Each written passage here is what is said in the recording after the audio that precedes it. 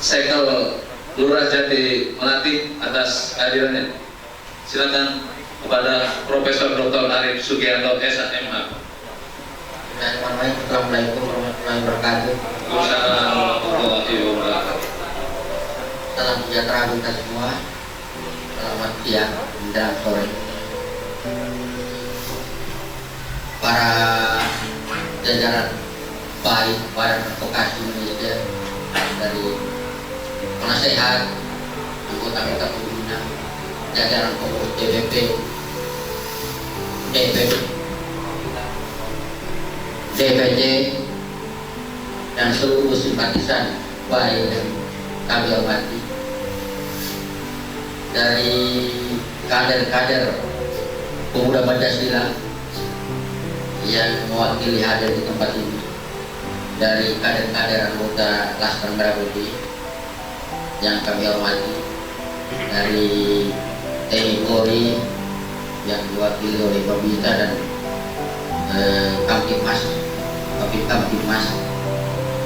dan semua rekan-rekan aktivis yang tergabung di Badan Advokasi Indonesia maupun di Pemuda Pancasila dan Laskar Merah Putih, bapak-bapak dan ibu-ibu yang kami hormati. Baik, kami diminta memberikan kata sambutan atau sepatah kata, tapi dalam kesempatan yang baik ini saya tidak pantas mungkin memberikan kata sambutan atau sepatah kata. Saya ingin bercerita pengalaman karena berkaitan dengan advokasi di bidang hukum. Saya S1 hukum perdata, S2 hukum pertanahan, Lex Legibus Magiter, LLM hukum pidana dari San Diego State University, S3 hukum pidana, dan pengalaman di bidang hukum banyak sebanyak. Jadi pertama ini cerita pengalaman. Kenal Pak Haji Ridwan Abdullah S.Hardi.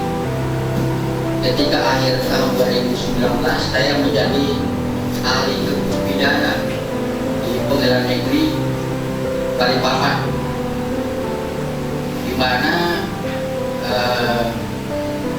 klien itu adalah dari pengacara BAI Baik Balikpapan, Kota Balikpapan, atau DPD Baik Kalimantan Timur. Jadi saya dikirimkan tiket, ya, kalau ahli dikirimkan tiket. Heran juga saya loh, kok ada 3 orang yang hadir. Namanya ada Ius Suryanto Issa, ada Ridwan Abdullah Issa. Saya nggak kenal siapa. Yang saya kenal Ius Suryanto Issa. Siap. Karena 2007 sampai 2010 kami satu kantor di Laskar Merah Putih, aktivis di Ormas Laskar Merah Putih di Jatinegara. Kenal itu, tapi Pak Ridwan belum kenal. Tiba di bandara di Halim, heran juga saya loh, kok pakai jas nih. Sementara saya pakai baju kos kayak waktu itu. Kok hebat kali, organisasi apa ini ya? Cerita-cerita ternyata inilah Badan Advokasi Indonesia. Ya, tepuk tangan. Saya tanya, apa tujuannya? Loh, ini yang Bapak jadi ahli itu klien kami. Oh, rupanya mereka hadir untuk mendampingi klien yang sementara pra-peradilan. Sama juga yang dialami mungkin dari Pemuda Pancasila tadi, pra-peradilan. Jadi mereka membela salah seorang yang tanahnya dirampas oleh pihak lain, ganti rugi jalan tol Balikpapan Samarinda, dan yang tanahnya dirampas itulah yang jadi tersangka, bukan yang merampas. Yang merampas jadi saksi, yang tanahnya dirampas itulah yang jadi tersangka. Nah, itu mereka pra-peradilan. sebagai ahli dalam pra peradilan berbicara sebagai penerapan hukum formil terkait penerapan tersangka seseorang. Kemudian awal Januari 2020 saya jadi ahli lagi di Kabupaten Berau, Pengadilan Negeri Tanjung Redeng. Saya tiba di bandara, kok hampir 50 orang anggota BAI yang jemput. Kok BAI lagi yang jemput ini? Padahal yang hubungin saya bukan dari BAI, dari pengacara-pengacara untuk hadir sebagai ahli dalam perkara pidana, di mana klien mereka ini adalah seorang kepala desa yang dijadikan tersangka karena melawan perusahaan perkebunan kelapa sawit dengan tuduhan melanggar undang-undang kehutanan. Itu kliennya dari BAI, pengacara dari BAI. Walaupun yang hubungi saya nggak tahu juga dari BAI, cuma diminta untuk hadir sebagai ahli pidana. Itu yang dijemput hampir 50 orang pakai mobil dengan segala macam atribut. Wah, ini bangga juga saya sebagai ahli yang dijemput seperti apa di bandara itu, langsung juga ke pengadilan. Tidak ada singgah di hotel, apa langsung di pengadilan. Dan mereka berbaris di belakang sidang itu, berbaris memberikan semangat ke klien itu yang kepala desa itu yang jadi tersangka. Itu saya lihat bahwa dia ini punya potensi untuk membantu akses keadilan terhadap masyarakat yang kurang mampu. Yang paling sulit di negara kita ini adalah akses keadilan, akses to justice yang paling sulit, terutama orang-orang yang tidak mampu dan tidak punya akses kepada kekuasaan. Itu paling sulit untuk akses keadilan. Nah, disinilah BAI hadir untuk menjembatani itu, akses to justice. Mas, saya berharap dalam melaksanakan kegiatan-kegiatan advokasi yang bukan pengacara mengikuti Undang-Undang Bantuan Hukum, Undang-Undang Bantuan Hukum nomor 16. Bantuan hukum ini melindungi para pekerja paralegal atau yang bukan sarjana hukum tapi dia bekerja di bidang advokasi, bisa melakukan pendampingan masyarakat akses keadilan, tentu di luar pengadilan, non litigasi.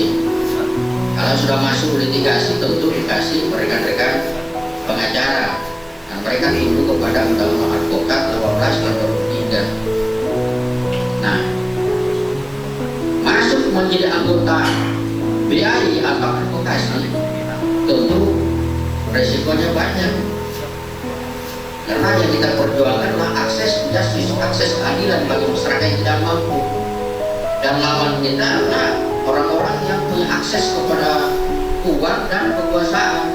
Mereka punya akses dengan penguasa, dengan kekuasaan, dengan yang punya uang lah. Tapi jangan patah semangat kalau memiliki strategi semangat persatuan untuk memperjuangkan akses keadilan sebagai bagian dari hak asasi manusia. Itu memang banyak liku-likunya, tapi ada juga perkara-perkara yang berhasil, ada juga tidak berhasil. Biasa, terutama perkara-perkara pidana, perkara perdata ya lama perjuangannya. Yang penting ada semangat persatuan. Pengalaman di organisasi di awal mungkin rasa ya ini. Saya tahun 2011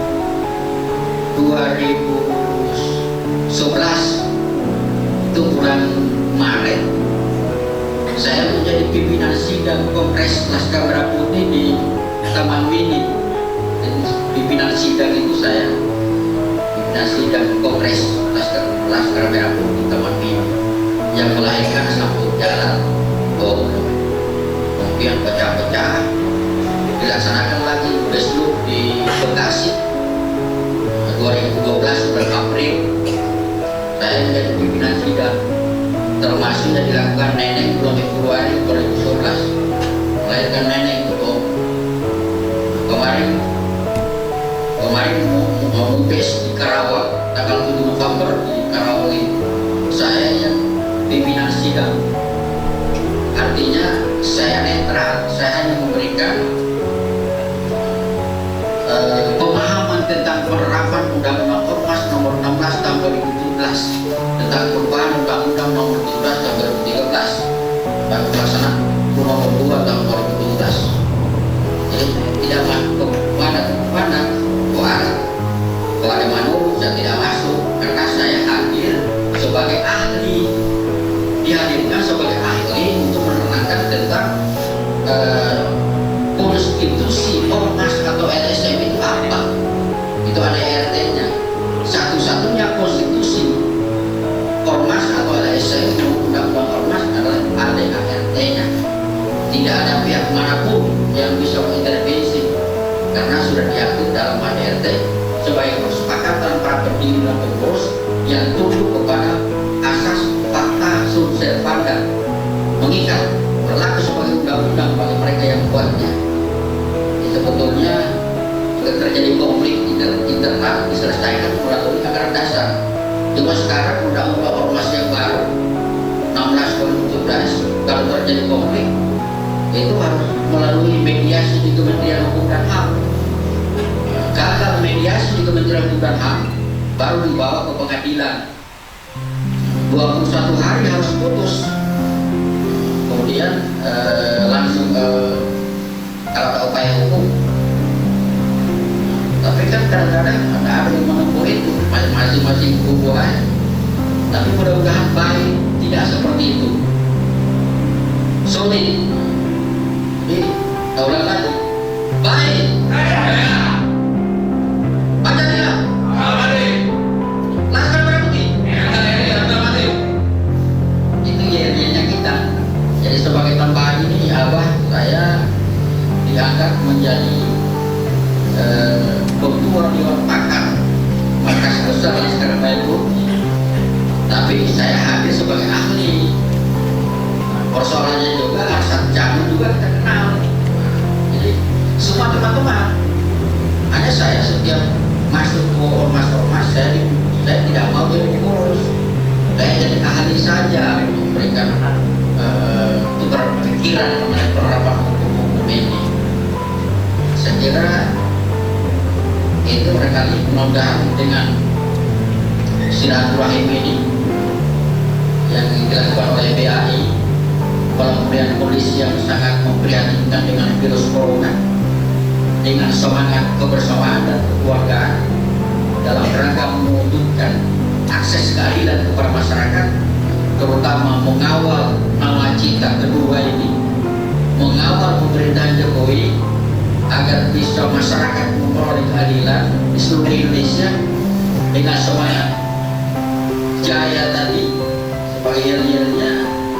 Saya pikir mudah-mudahan ke depan BAI punya masa depan yang cerah, karena persoalan akses keadilan ini itu yang menjadi persoalan utama di tengah-tengah masyarakat. Betapa banyak kritikan-kritikan, kadang-kadang aparat penegak hukum yang disalahkan, kadang-kadang banyak persepsi.